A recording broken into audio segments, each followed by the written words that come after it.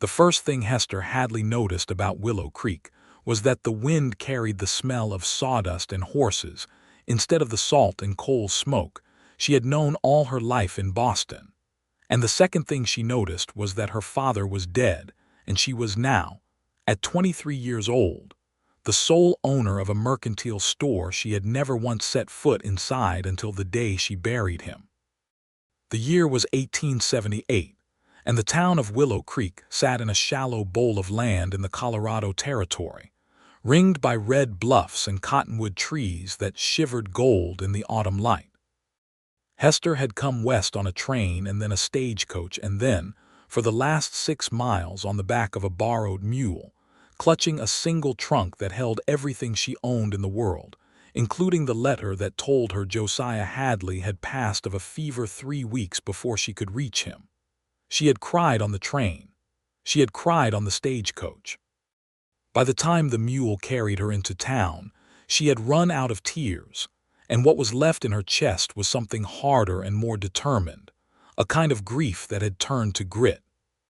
The store itself was a narrow wooden building with a false front, Hadleys Mercantile painted in fading letters above the door, and when she pushed inside for the first time, she found shelves half empty, dust thick on the counter, and a ledger book with her father's careful handwriting trailing off mid-sentence on the last page he had ever written. She stood there in the gloom for a long while, breathing in the smell of tobacco and leather and old paper, and she made herself a promise that she would not fail this place, whatever it cost her. It was on her 3rd day in town, while she was sweeping the boardwalk out front and trying not to think about how alone she was, that she first laid eyes on Cornelius Carver. He was leading a wagon load of lumber down the main street, a tall man with sun-browned forearms and a quiet, watchful face beneath the brim of his hat, and he did not so much as glance her way as he passed. She thought nothing of it. Men came and went in Willow Creek, cattlemen and drifters and freight haulers, and she had no reason yet to know that this particular man would come to matter more to her than anyone else in the territory. She learned his name 3 days later from Mrs. Odette Prout, who ran the boarding house at the end of the street and who seemed to know the business of every soul within 20 miles. "That's Cornelius Carver," Mrs. Prout said, setting down a plate of biscuits in front of Hester at the shared supper table. "Keeps to himself mostly. Works a small spread outside of town, does carpentry work for folks who need it. Built half the good furniture in this town, though you would not know it to look at him. He is not a man for talking about his own doings." "Is he married?" Hester asked, more out of politeness than curiosity, though she would later remember the question and blush at how it had slipped out so easily. "No, Mrs. Prout said, and something in her tone suggested there was more to the story than she cared to share just then. "Lost his family young, keeps mostly to himself, but he is a good man, Miss Hadley.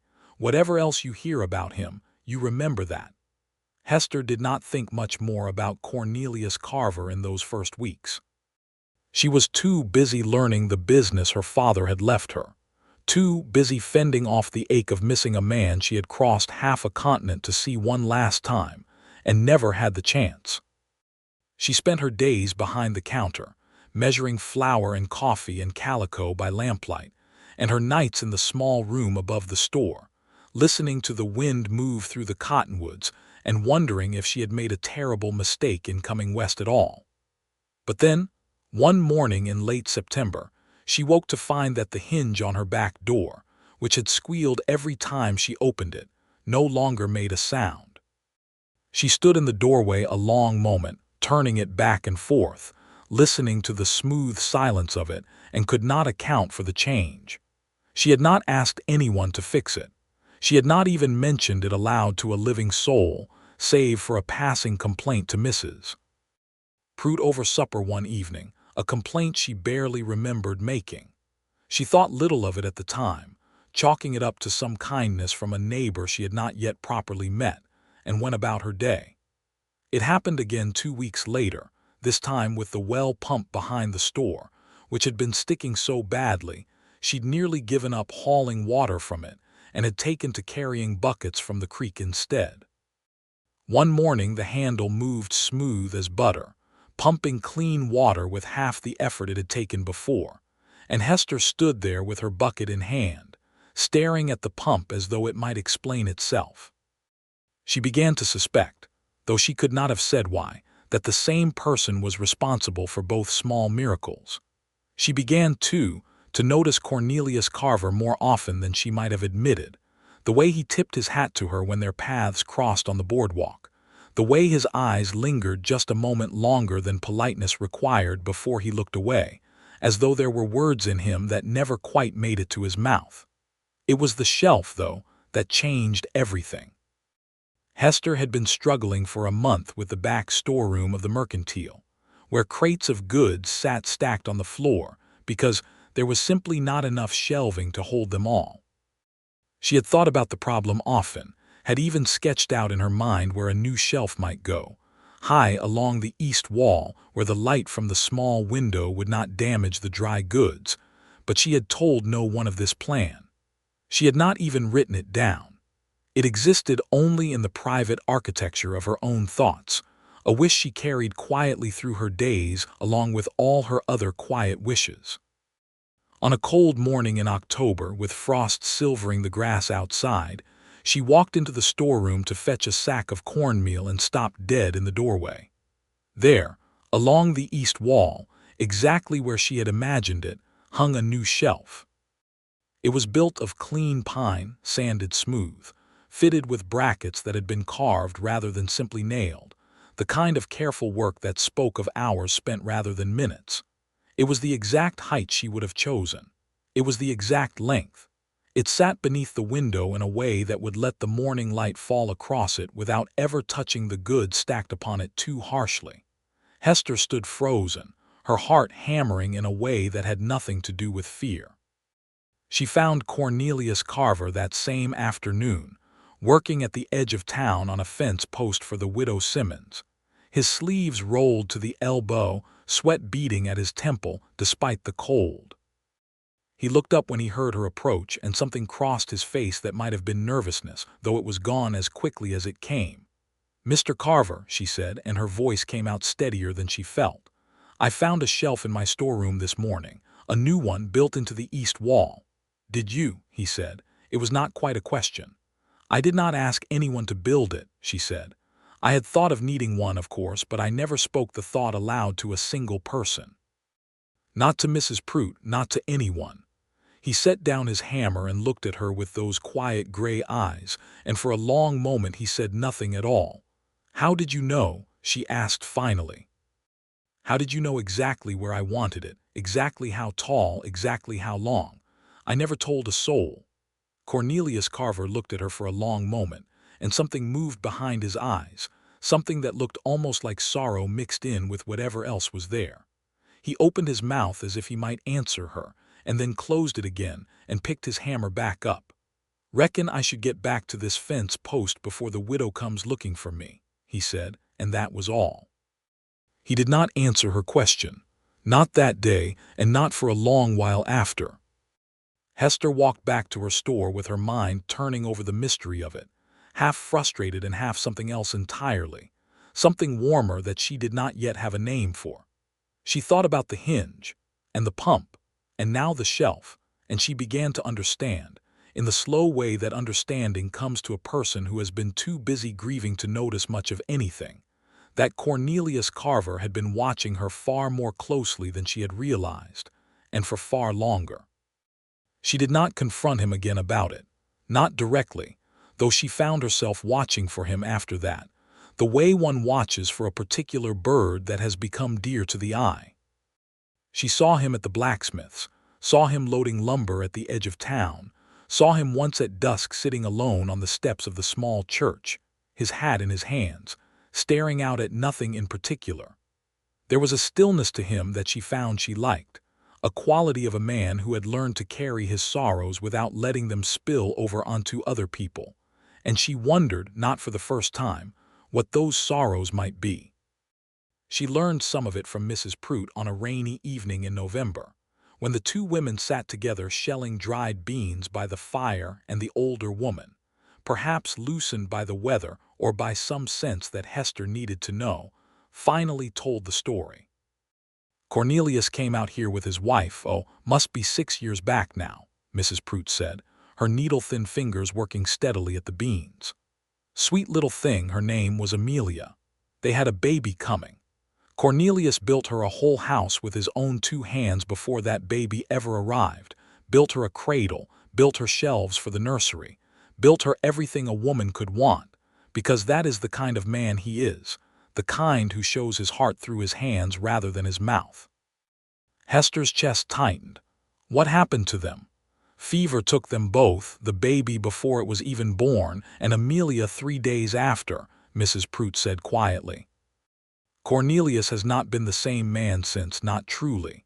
He does his work, he is kind to folks, but he does not let himself hope for much anymore. I do not think he trusts the world not to take things from him. Hester sat very still, the bowl of beans forgotten in her lap, and thought of the shelf in her storeroom, built exactly to the measurements of a wish she had never spoken aloud. She thought of a man who built things for the people he cared about because it was the only language his grief had left him, and something in her chest ached for him in a way she had not expected. He builds for people, Hester said slowly, because he cannot say the words. Mrs. Prout looked up at her with a small, knowing smile. Now you are beginning to understand him, Miss Hadley. The winter came on hard after that, snow piling deep against the sides of the buildings, and the town drew in on itself the way small frontier towns did when the cold made travel dangerous and neighbors became each other's only comfort.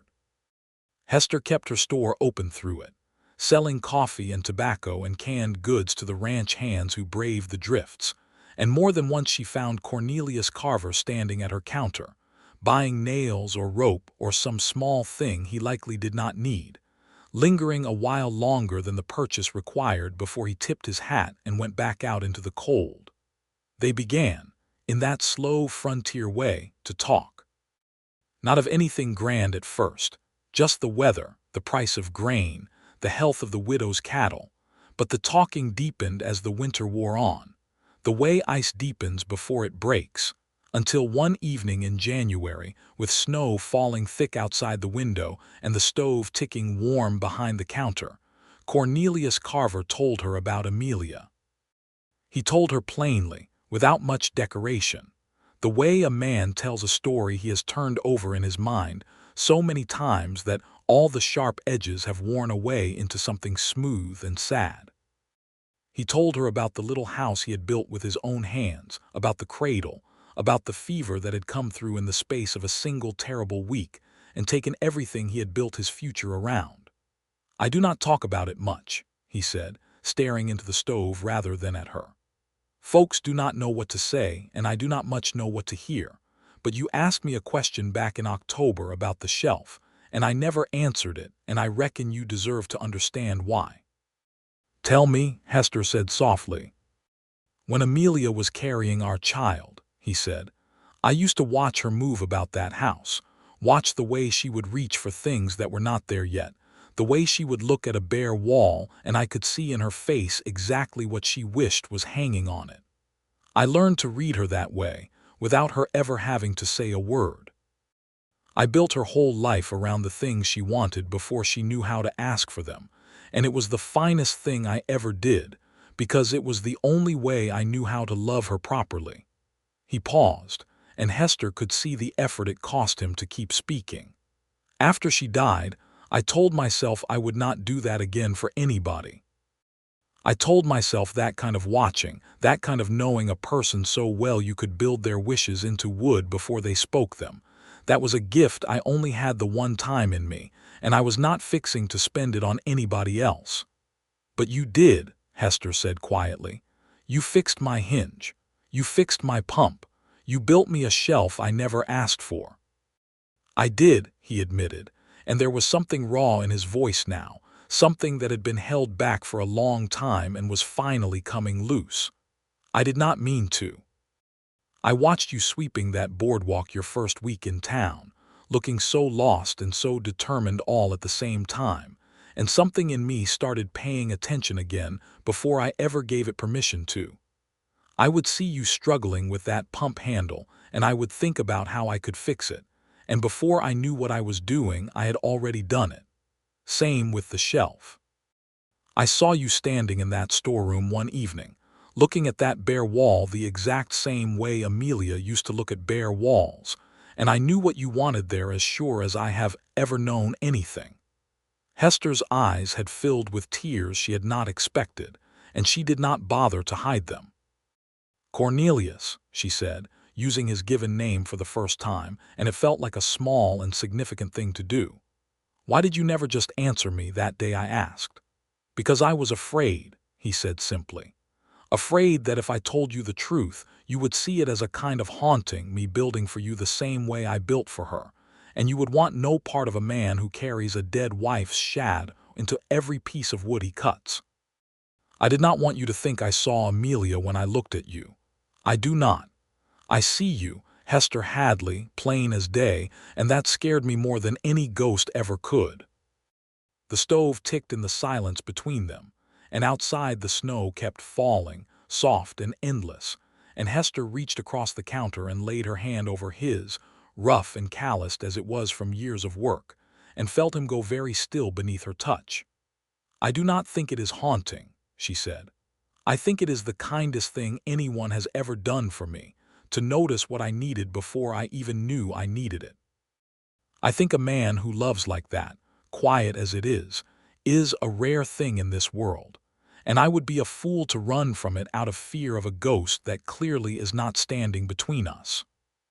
Cornelius looked at her for a long moment, and something in his face broke open, the careful stillness he had worn for 6 years cracking just slightly to let something warmer through. "I am not asking you for anything," he said.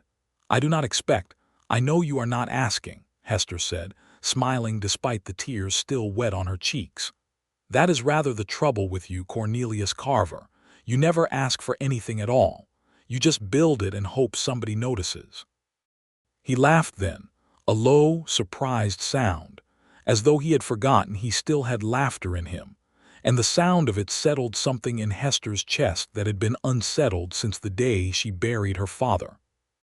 They did not declare themselves that night, not in any grand way, but something had shifted between them, some invisible wall coming down brick by brick, and in the weeks that followed their conversations grew longer, their silences grew more comfortable, and Hester found herself watching for the sight of his wagon coming down the main street with something that felt suspiciously like joy. Spring came to Willow Creek slowly, the snow retreating first from the south-facing slopes and then from the shaded hollows, the cottonwoods along the creek putting out their first pale green leaves, and with the spring came a trouble that would test both of them in ways neither had expected. The trouble had a name, and the name was Augustus Bannister. Bannister owned the largest cattle spread for 40 miles in any direction, a sprawling operation called the Circle B that had grown, over the years, by absorbing the smaller homesteads around it, sometimes through fair purchase and sometimes, according to the quieter rumors that traveled through Willow Creek like smoke, through methods considerably less fair. He was a big man with a big voice and a bigger sense of his own importance, and he had set his eye, that spring, on the water rights that ran along the creek behind Hester's store and several of the smaller homesteads nearby. Water that the Circle B needed to expand its herds into the eastern pastures. The first sign of trouble came in April, when a man in a fine gray coat rode into town and posted a notice on the door of the land office. A notice that spoke in dense legal language about a survey and a filing and a claim that overlapped with the water rights of several properties, including the small parcel of land behind Hadley's mercantile that Hester's father had always used for his own modest garden and well. Hester did not understand half the legal language, but she understood enough to know that Bannister was claiming, through some technicality in an old survey, that the water rights she had always assumed came with her father's land actually belonged to the Circle B, and that unless she could produce proof otherwise, she would lose access to the very water that kept her garden alive and her well full. She was not the only one facing the trouble.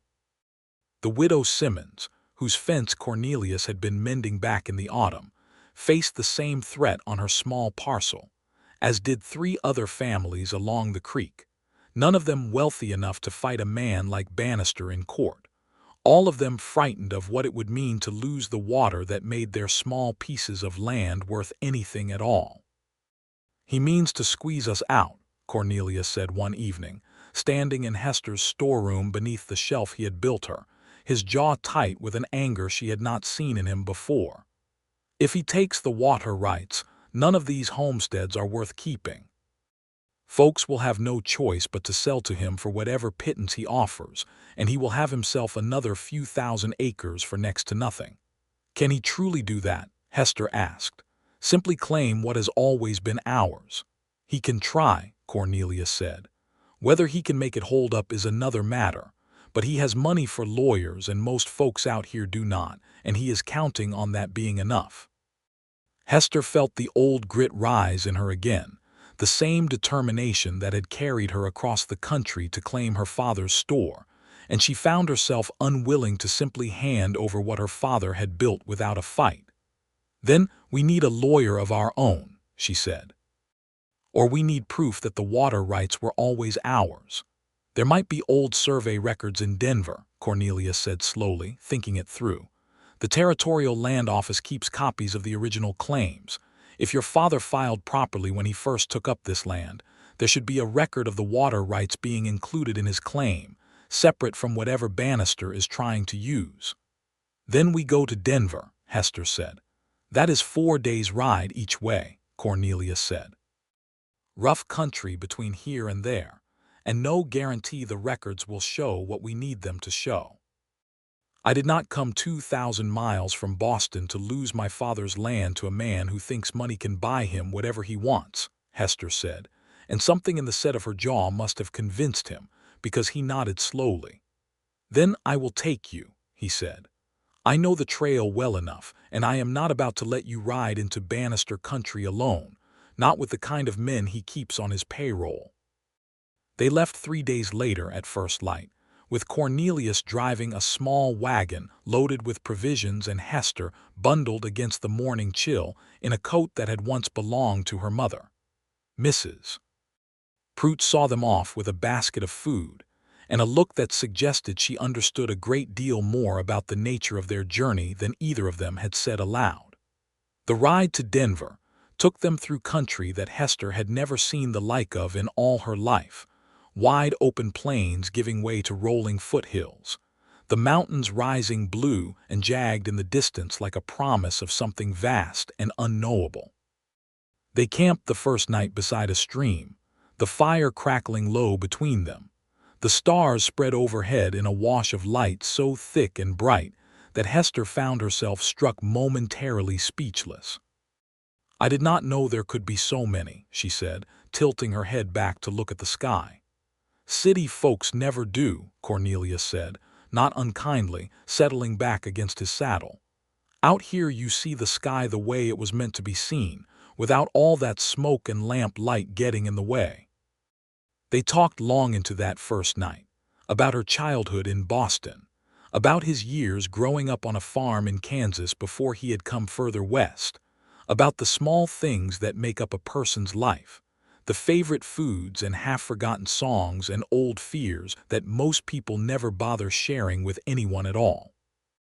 Hester found herself telling him things she had never told another soul, and found, too, that he listened in a way few people ever had, with his whole attention, as though her words were something worth building carefully, plank by plank, into something lasting. On the second day, they passed within sight of the Circle B's northern range, a vast sweep of grassland dotted with cattle, and Cornelius grew quiet and watchful, his eyes scanning the horizon for riders. "Bannister's men do not take kindly to folks crossing his land, even on the public trail," he said. "Best we keep moving." They did not encounter trouble that day, but on the third day, as they neared the outskirts of a smaller town where they intended to change horses, 3 riders came up alongside the wagon, moving with the particular swagger of men who knew they had more power than the person in front of them. "You are a long way from Willow Creek, Carver," the lead rider said, a broad-shouldered man with a scar along his jaw that Hester would later learn was named Silas Reed, Bannister's foreman. "And you have got yourself some company." "Just passing through, Reed," Cornelius said evenly, though Hester could feel the tension coiled in him like a spring. "This is public road far as I know." "It is," Reed agreed, "though a man does wonder what business takes a carpenter and a shopkeeper all the way to Denver, unless they are looking to make trouble for Mr. Bannister." "We are looking after our own affairs," Hester said, surprising herself with the steadiness of her own voice, "which are none of Mr. Bannister's concern, nor yours." Reed's eyes flicked to her, assessing, and something in his expression suggested he had not expected the shopkeeper's widow-inheriting daughter to have quite so much backbone. "Mr. Bannister does not take kindly to being crossed," Reed said, more quietly now, and there was a warning in it that made Hester's stomach tighten. "Then Mr. Bannister had best get used to disappointment," Cornelius said, and flicked the reins, urging the wagon forward. Reed and his men did not pursue, but they watched the wagon go with an intensity that left Hester's hands trembling slightly in her lap. "Are you all right?" Cornelius asked, once the riders had fallen well behind. "I am," she said, though her voice shook a little. "That was Bannister's foreman." "That was Silas Reed," Cornelius confirmed. "Bannister does not usually get his own hands dirty. He sends Reed to do the intimidating for him." "It seems intimidation is exactly what he intended," Hester said. "It was," Cornelius agreed grimly, "and it tells me something important. If Bannister is willing to send Reed out to rattle us on the open road, he is more worried about those old survey records than he lets on. Men who are certain of their claims do not need to frighten folks away from checking the truth of them." They reached Denver on the fourth day, the city sprawling and noisy after the quiet of the trail, full of the clatter of freight wagons and the shouts of street vendors and the strange, thrilling energy of a place growing faster than it could quite manage. The Territorial Land Office was a brick building near the center of town, and it took the better part of a day, and no small amount of patience, before a clerk finally located the original filing records for the land that had become Hadley's mercantile. The record, when they found it, was everything they had hoped for. Josiah Hadley had filed his claim 11 years earlier, and the filing explicitly included water rights to the creek along the eastern boundary of his property, rights that predated any claim the Circle B might have filed later. The clerk, a thin, careful man named Mr. Ordway, made a certified copy of the document for a modest fee, and Hester held the paper in her hands with something like disbelief. "This proves it," she said. "This proves the water was always ours." "It does," Cornelius said, and there was real relief in his voice. "Bannister's claim will not hold up against a filing this clear, not in front of any honest judge." "And if the judge is not honest?" Hester asked, because she had learned enough in her short time in the territory to know that money bought more than lawyers sometimes. "Then we will deal with that when it comes," Cornelius said. "But I do not think Bannister wants this fight in open court, not once folks know the truth of it. His whole reputation is built on being a fair and reasonable man, at least on the surface. He does not want the whole territory knowing he tried to steal water rights from a shopkeeper's daughter through nothing but bluster and a false survey." They spent one more night in Denver, in separate rooms at a modest boarding house, and Hester lay awake a long while thinking about the journey behind them and the journey still ahead, thinking about the way Cornelius had stood beside her without hesitation when Reed and his men had tried to frighten them off the road, thinking about the careful, quiet way he had listened to every word she said around the campfire, as though nothing in the world mattered more to him in that moment than understanding her. She thought, too, about Amelia, and the cradle Cornelius had built with such tender hope, and the grief that had followed, and she found herself hoping, with an intensity that surprised her, that she might be given the chance to help him build something new, something that would not be taken from him the way the last had been. The ride home took another 4 days, made easier by lighter hearts and the certified copy of the survey tucked safely in Hester's trunk.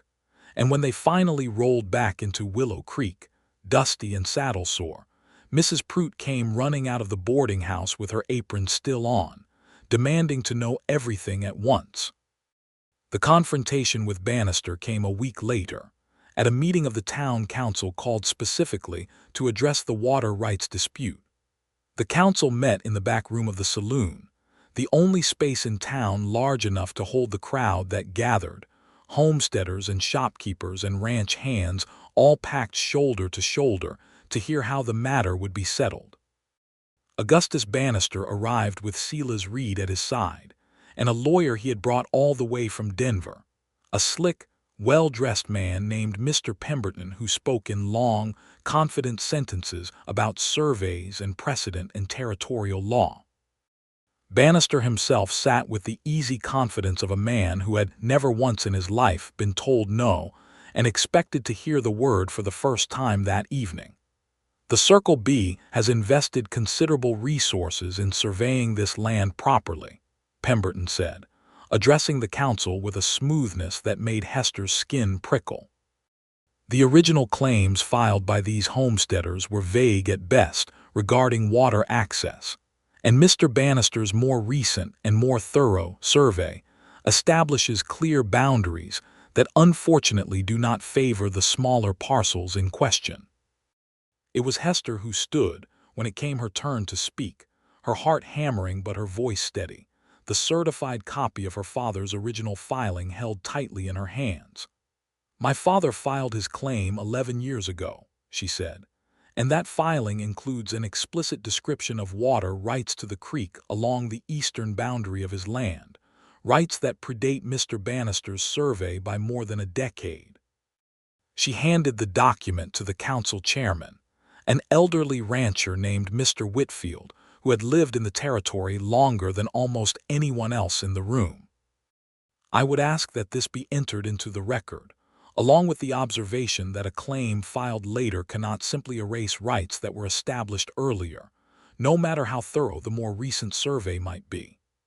Mr. Whitfield examined the document carefully, his bushy eyebrows drawing together as he read, and when he looked up, his expression had hardened in a way that suggested he did not much care for what he saw as an attempt to bamboozle the town.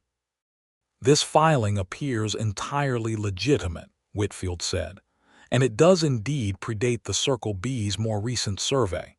Mr. Pemberton, I would ask you and Mr. Bannister to explain why this document was not accounted for before your client attempted to claim these water rights."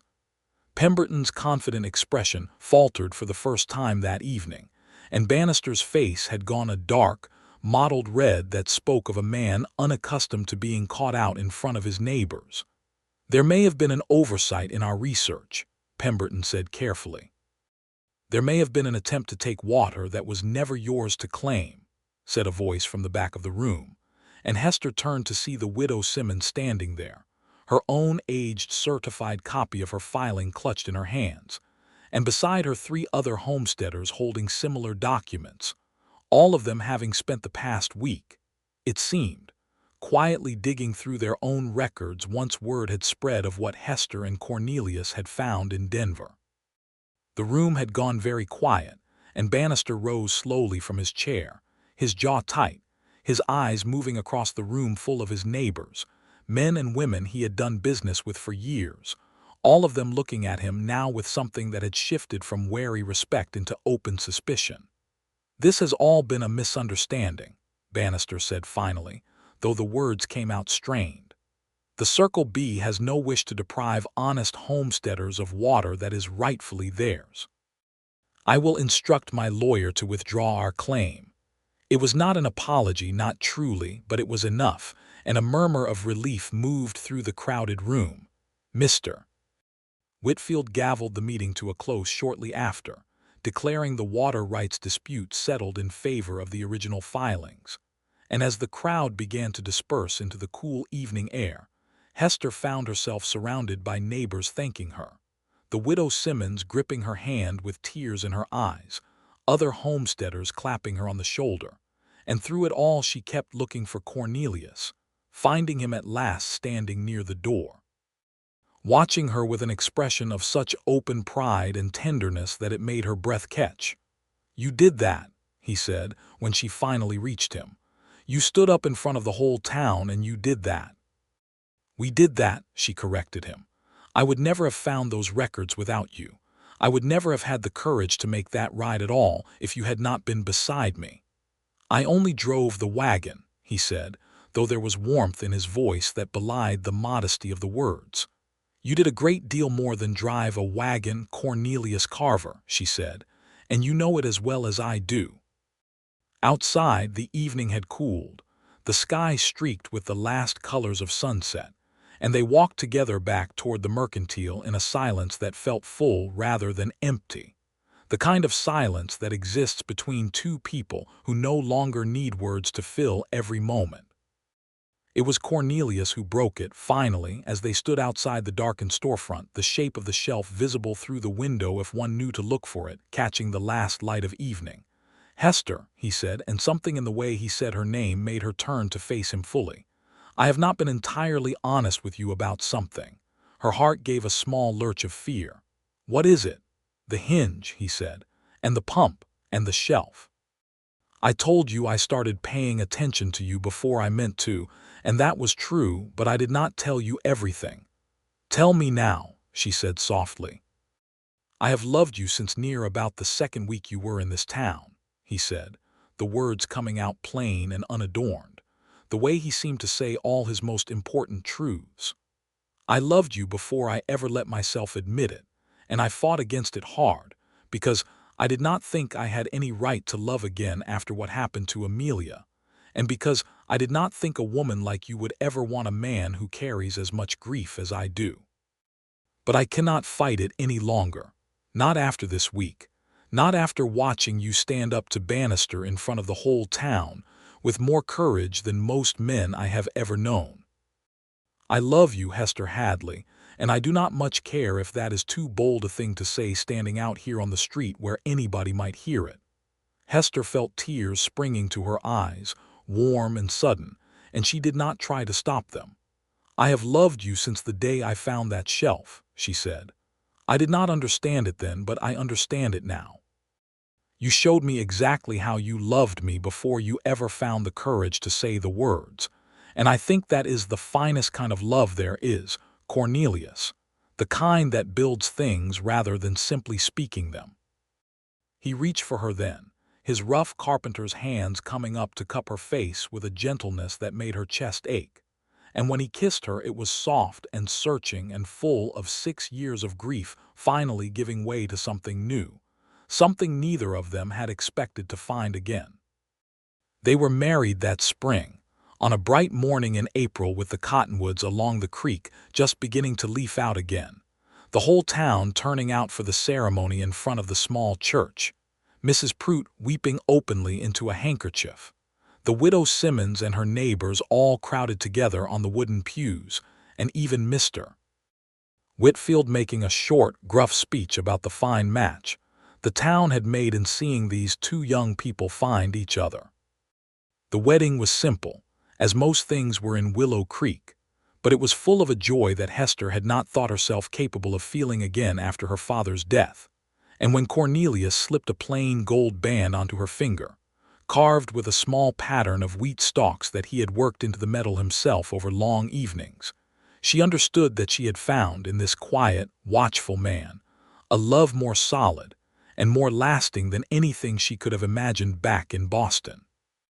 They settled into a life together that suited them both, Hester continuing to run the mercantile while Cornelius took on more carpentry work around town, his reputation growing after the water rights dispute until he had more requests for cabinets and shelves and furniture than he could easily keep up with.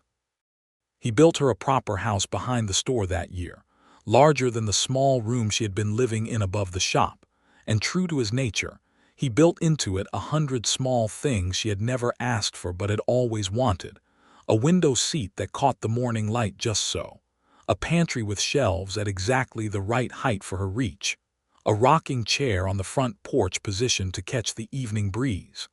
She never had to ask him for any of it. She had learned by then that this was simply how Cornelius Carver loved, quietly and completely, through the work of his hands rather than the eloquence of his tongue, and she had come to treasure it as the truest form of devotion she had ever known.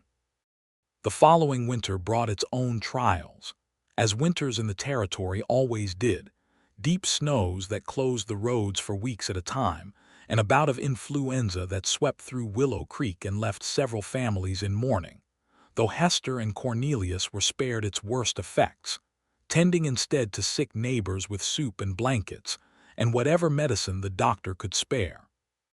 It was during that hard winter that Hester first began to suspect she was carrying a child, a suspicion confirmed by the town doctor in February, and when she told Cornelius the news, sitting together by the fire in their new home with snow piling deep against the windows, she watched a look cross his face that held both overwhelming joy and a flash of old fear.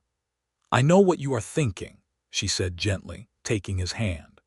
"I know what happened to Amelia. But I am not her, Cornelius, and this is not the same story." "I know that," he said, though his voice was rough. "I know it here," he touched his head, "but it is harder to know it here," and he touched his chest over his heart. "I do not think I could bear to lose you the way I lost her." "You will not lose me," Hester said, with a certainty she felt down to her bones. "We have already survived one hard fight together, and we will survive this one too, and every one after it, because that is what we do now. We build things together, Cornelius, not just tables and shelves, but a whole life, plank by plank, and I do not intend to let anything take that away from us." He held her close that night, and in the months that followed, as her belly grew round and the spring thaw finally came, Cornelius threw himself into a new project with the same quiet devotion he had once shown building shelves and fixing hinges, spending his evenings after the mercantile closed constructing a nursery in the corner room of their house, a cradle carved with the same wheat-stalk pattern as her wedding ring, and shelves along the wall exactly at the height a small child might one day reach to pull down a favorite book. Hester found him there one evening in early June, standing in the half-finished nursery with his hand resting on the top of the small cradle, his face unreadable in the fading light, and she understood, without needing to ask, that he was thinking of another cradle he had built for another child who had never had the chance to sleep in it. "Cornelius," she said softly, coming to stand beside him. "I built one just like this once before," he said quietly, "for Amelia and our baby. I told myself I would never build another, that it hurt too much to hope that way again. And yet here you are," Hester said, "building it anyway." "Because you taught me something," he said, turning to look at her, his eyes bright in the dim light. "You taught me that the hurt of loving somebody is not a reason to stop building things for them. It is the reason to build them all the more carefully, because you understand now just how precious the time is that you get to spend building at all." Their son was born on a warm evening in August, 1879, a healthy, squalling boy that the doctor placed in Hester's exhausted but joyful arms while Cornelius stood nearby, his weathered face streaked with unashamed tears. They named him Josiah, after Hester's father, and Cornelius built the boy his first small chair before the child was even old enough to sit up in it, sanding the wood so smooth that Hester laughed and told him he was spoiling a baby who could not yet appreciate fine carpentry.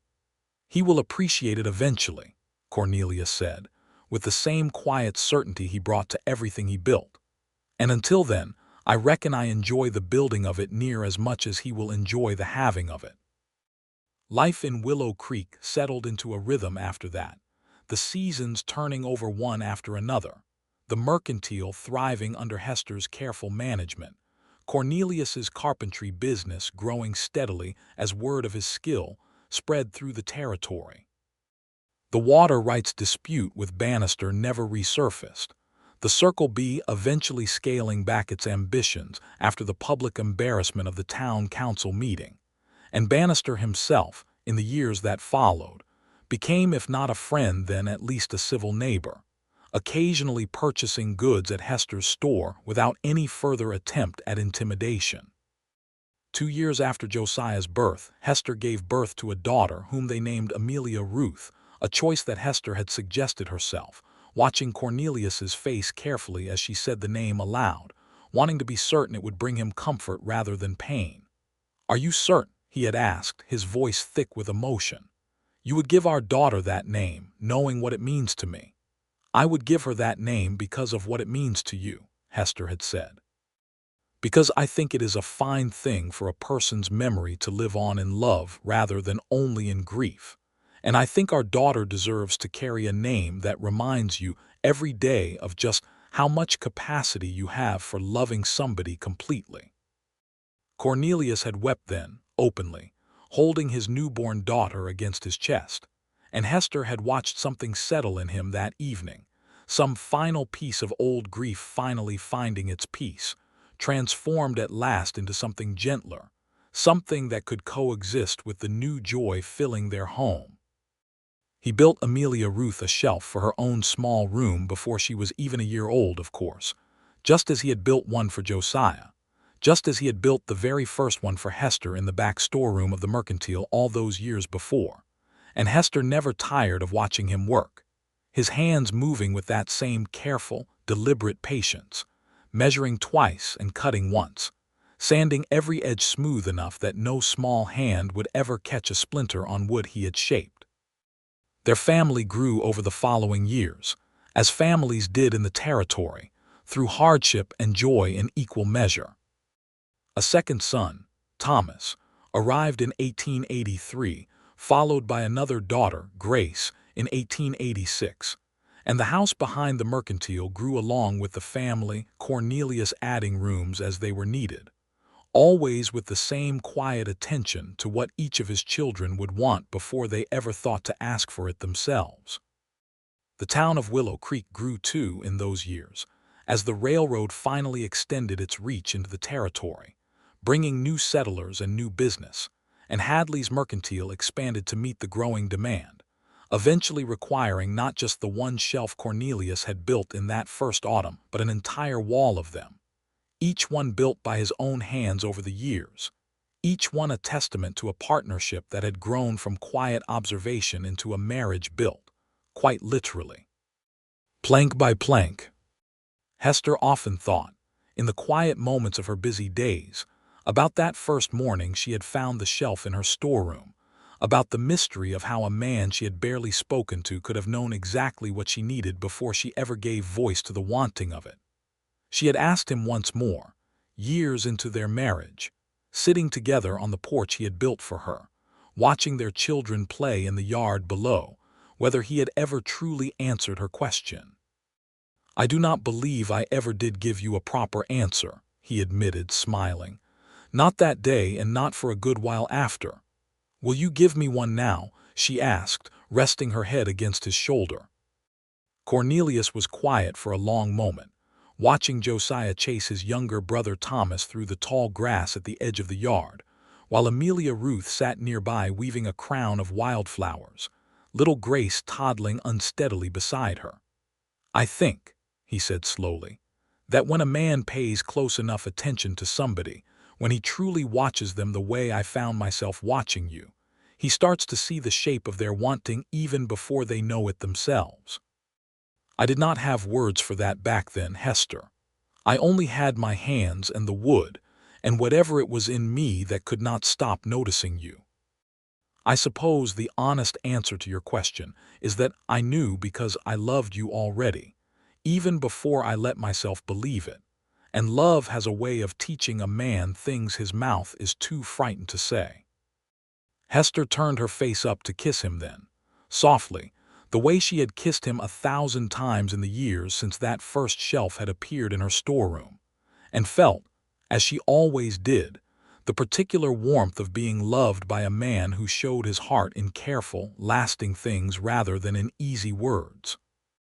They lived out their years in Willow Creek, watching their children grow, watching the town itself grow and change around them, as the wild edges of the territory gradually gave way to the more settled rhythms of a new century approaching. Josiah eventually took over management of much of the mercantile's daily business as a young man, showing the same head for figures his grandfather had once had, while Thomas apprenticed under his father and grew into a fine carpenter in his own right, his hands as steady and careful as Cornelius's had always been. Amelia Ruth married a young rancher from a neighboring spread and settled just a few miles outside of town, close enough that she visited her parents nearly every week. And Grace, the youngest, showed an early talent for teaching and eventually took over the town's small schoolhouse, instructing a new generation of Willow Creek children in their letters and figures. Cornelius Carver never stopped building things for his wife, not in all the long years of their marriage. He built her a new counter for the mercantile when the old one finally wore through. He built her a proper writing desk when her eyes began to trouble her, and she needed better light to keep the store's ledgers. He built, in the final years of his life, a small bench beneath the cottonwood tree behind their house, wide enough for two people to sit close together and watch the sunset. And it was there, on quiet evenings when the work of the day was done, and their grown children had families of their own scattered through the growing town, that Hester and Cornelius would sit together, her hand in his, watching the light fade gold and then purple over the red bluffs that ringed Willow Creek. "Do you remember?" Hester asked him once, many years after that first autumn morning, her hair gone silver at the temples, his hands grown even more weathered with the decades of work. "How frightened I was that first winter, wondering if I had made a terrible mistake coming out here alone."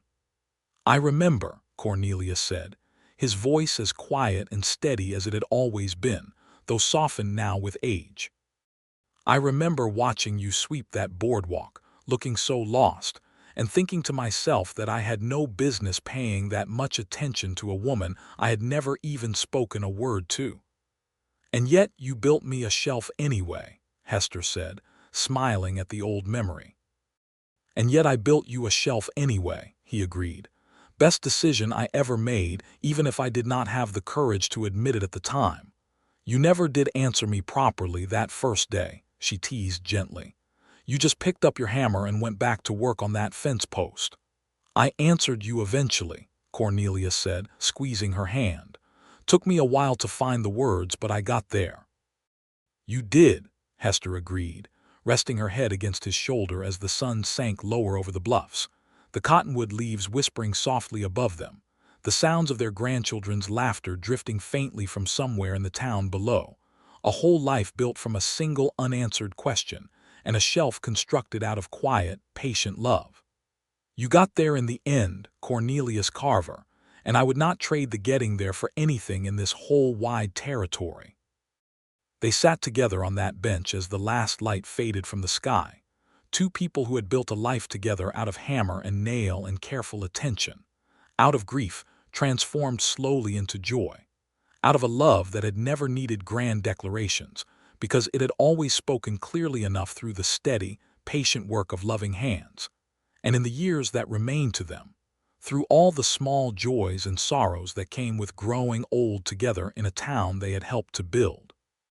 Hester Hadley Carver never once doubted that she had found, in that quiet carpenter with the watchful gray eyes, the truest and most lasting love a woman could ever hope to know.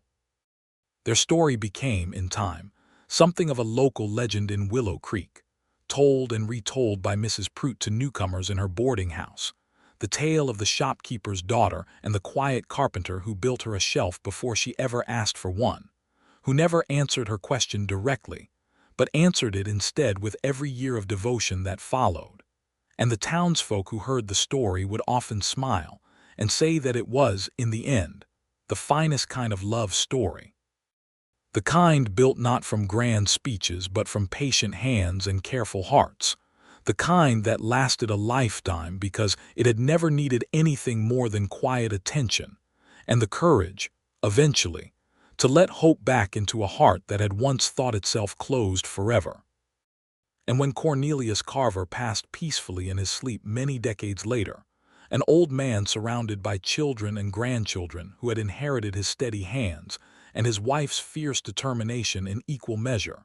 Hester found, tucked away in his workshop, one final piece he had been working on in secret, a small cedar box carved with wheat stalks to match her wedding ring, and inside it, a folded piece of paper in his careful hand. The answer to the question she had asked him so many years before, the one he had never quite managed to say aloud even after a lifetime of trying. I knew because I had already given you my heart before I understood what was happening to my own hands, it read. I built you a shelf because some part of me already knew, long before the rest of me caught up, that I intended to spend the whole of my life building things for you, Hester Hadley, and I thank God every single day that you let me.